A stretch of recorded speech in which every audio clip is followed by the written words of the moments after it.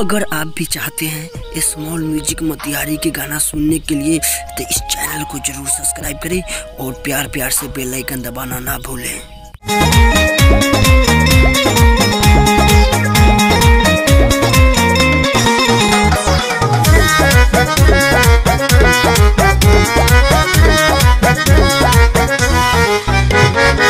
ढेर दिन रहले नी जाए तो धनिया हाथ बट खाली कमाए तो धनिया।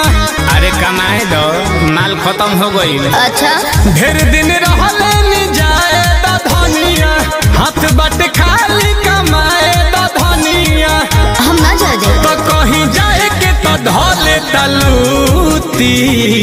अरे अरे हाँ तू तो सच ही कहेलू दिया बूती। सुनो राजा घर है मिले करो छूटी राम देवरा हो पापी पी के घरे आवेला फुरूटी। पी के घरे आवेला फुरूटी पी के घरे आवेला फुरूटी। अरे पिए दो मैंगो फ्रूटी पिए तनु। अब आप मैंगो फ्रूटी अब महुआ चना लेट पिए भौंक दे नाली में गिरावेला।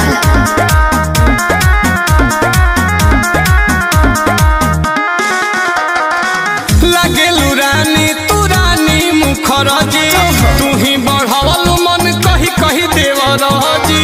तू ही ना धाई रहेलू कि देवर बबुआ हमें हो। लगेलू रानी तू रानी मुखरजी तू ही बढ़ावलू मन कही कही देवरजी। ए जी हमरा इज्जत पड़ो होता धापा ए बबुआ के पापा हो।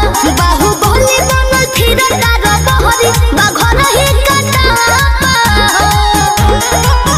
कहे ही बेरा लोला ओकर कूटी। मारी मुआ मुआ के तो कहे ही बेरा लोला ओकर कूटी। कहाँ बा ए जी राजा घर है मिले करो छूटी राम देवरा हो पापी पी के घरे आवेला फुरूटी। पी के घरे आवेला फुरूटी पी के घरे आवेला फुरूटी।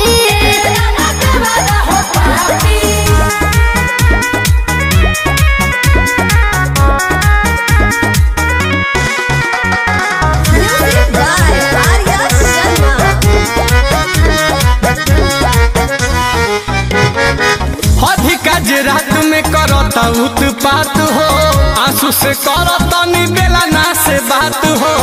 ते ही चढ़ा के रखले बड़े सब हमारे दोस्त बात तू हो। अरे अधिक रात में करता उत्पात हो आंसू से करता नी बेला ना से बात हो।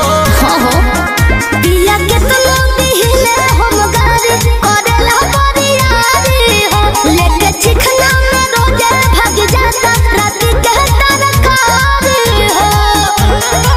तो ले लो नीलकमल से लभू वाला बूटी। कैसे जी ले लो नीलकमल से लभू वाला बूटी। लोही खा राजा घर है मिले करो छूटी राम देवरा हो पापी पी के घरे आवेला फुरूटी। पी के घरे आवेला फुरूटी पी के घरे आवेला फुरूटी। अब हमारे का निकले दो कंपनी से फोन आवता। हेलो जी हकीम काल के पहुंचता नहीं दी हम बताए तो। हेलो सर जी गोड़ लगता नहीं छोड़ दी 10 दिन बाद ही भेजो। अगर आप भी चाहते हैं स्मॉल म्यूजिक मोतिहारी के गाना सुनने के लिए तो इस चैनल को जरूर सब्सक्राइब करें और प्यार प्यार से बेल आइकन दबाना ना भूलें।